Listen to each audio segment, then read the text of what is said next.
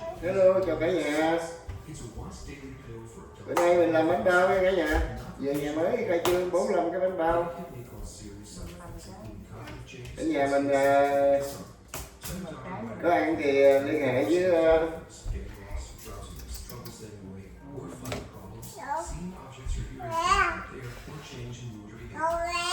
Hồng Sơn với Thảo Nguyễn nha, với Nguyên Nguyễn nha.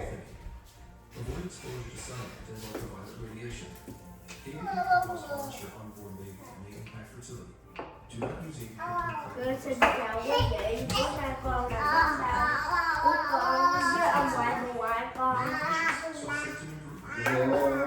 Làm bánh bao cả nhà. Nó làm nó ăn nó nghe quý vị chứ không phải nó làm cho nó bán. Nó xin cái nó làm nó ăn.